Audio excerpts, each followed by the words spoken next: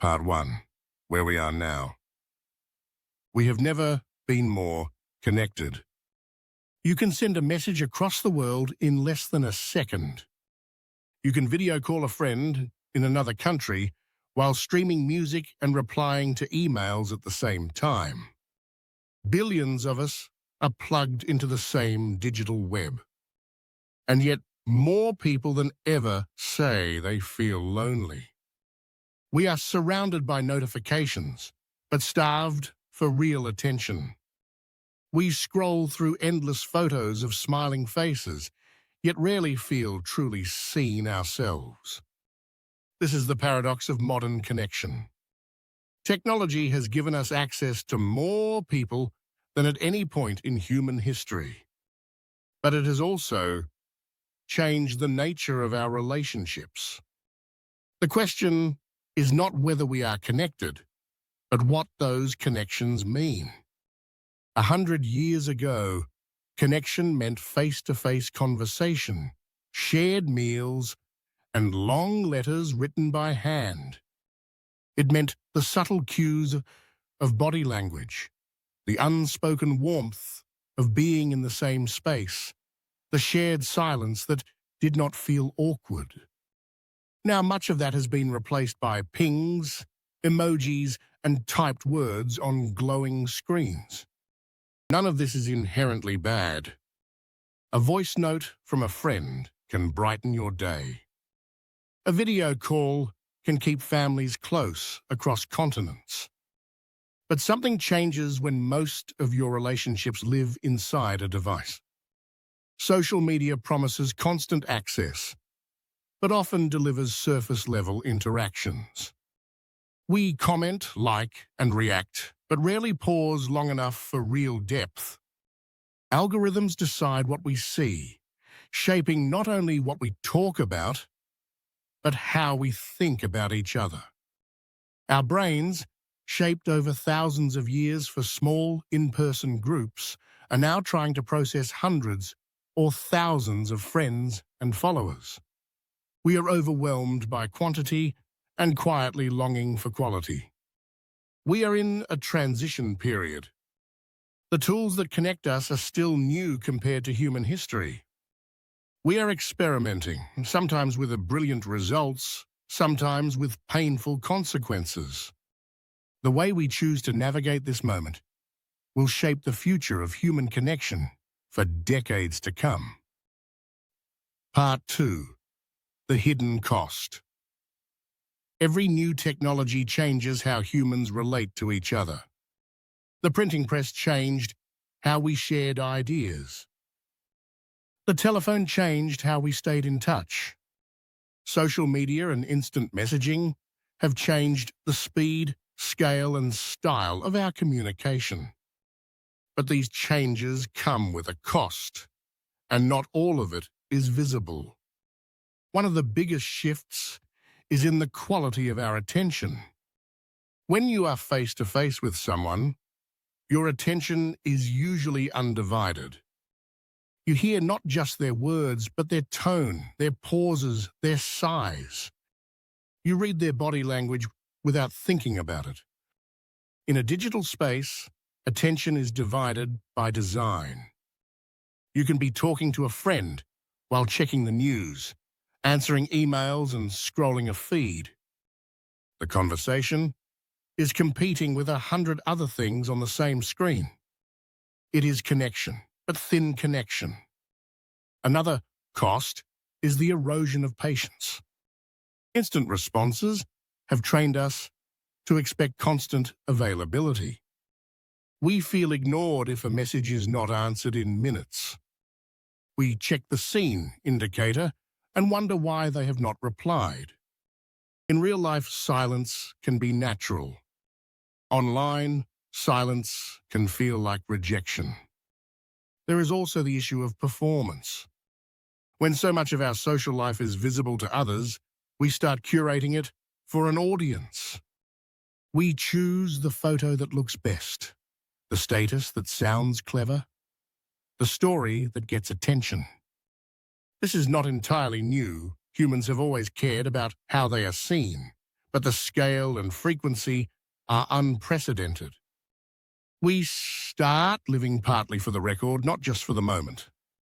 The cost is subtle, a shift from authenticity to presentation. We share what will be liked, not always what is real.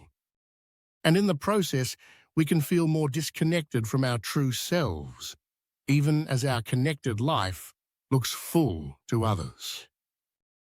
Digital connection can also change how we handle conflict. It is easier to misinterpret tone in a text message than in person. It is easier to avoid difficult conversations by sending short replies or ghosting. It is easier to cut people off when you can just unfollow, block, or mute them. We lose the uncomfortable but important skill of working through differences face to face. On a deeper level, there is the slow decline of shared physical experiences. When friends watch the same show, they often do it alone in their rooms. When families talk, it may be over group chat instead of around the table. Shared space is becoming optional, and with it, the small, unplanned moments that often build the strongest bonds. And perhaps the most worrying cost, the quiet rise of loneliness. Studies show that heavy social media use can increase feelings of isolation, especially when it replaces, rather than complements, real-world interaction. You can be surrounded by online friends and still feel profoundly alone. Because what we need most is not just contact, but connection. The irony is that digital tools can make us feel both closer and farther at the same time. We know more about what people are doing, but less about how they are really doing. We can keep in touch with more people than ever, but struggle to go deep with any of them. This is not a reason to reject technology. It is a reason to be intentional about how we use it. Because if we do nothing, the hidden costs will keep growing, and we will look up one day to find that we have traded richness for convenience, depth for speed, and presence for constant connection. Part 3. How to keep humanity in the loop. The future of human connection is not something that just happens to us. It is something we shape with the choices we make every day. The question is not, should we use technology, but how do we use it without losing what makes us human? It starts with awareness. Most of us do not realize how much time we spend in digital spaces, or how those spaces shape our thoughts and feelings. Simply tracking your screen time for a week can be eye-opening. Once you see the patterns, you can decide what to change. One powerful habit is digital boundaries. These are moments when you deliberately disconnect, so you can be fully present with the people and activities around you. It could be no phones at dinner, or leaving devices in another room while you talk with a friend. Small rules like this send a big signal. You matter more than my screen right now. Another is deep listening. In a digital world, real listening becomes a rare gift. When someone speaks, give them your full attention. No multitasking, no glancing at notifications. Ask follow-up questions. Reflect back what you hear. This kind of focus builds trust faster than any number of likes or comments. We can also design our digital spaces to work for us, not against us. Mute or unfollow accounts that drain your energy. Limit the number of platforms you use.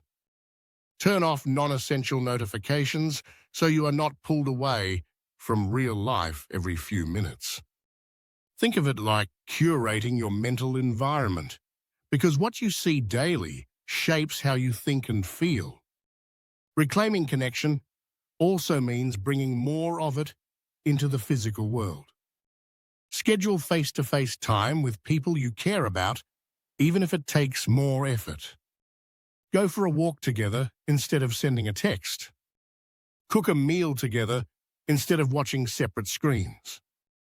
These moments create memories that no algorithm can replace. And remember, connection is not just about friends and family. It is about community. Join a local group, attend events, volunteer, or simply talk to your neighbors. Digital spaces can introduce us, but real bonds are often built when we share physical space and shared purpose. We should also teach the next generation the value of presence. Children learn by watching, and if they see us glued to our devices, they will follow our lead. Show them how to put the phone down, how to have eye contact, how to listen without distraction. These skills will matter even more in the future, not less. It is worth remembering that technology itself is neutral.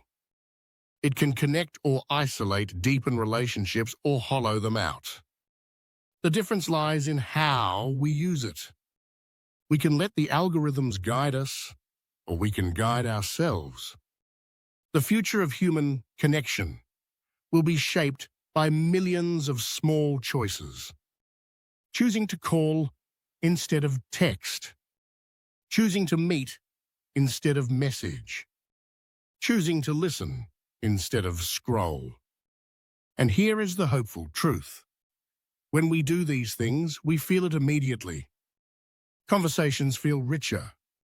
Time feels slower. Life feels fuller.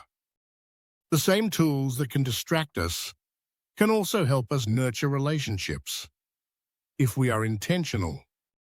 So as we move deeper into a digital world, let's not aim for more connection. Let's aim for better connection. The kind that makes you feel understood, supported, and truly alive. Because in the end, the measure of our lives will not be how many people we can reach with a click, but how deeply we can touch the people who matter most.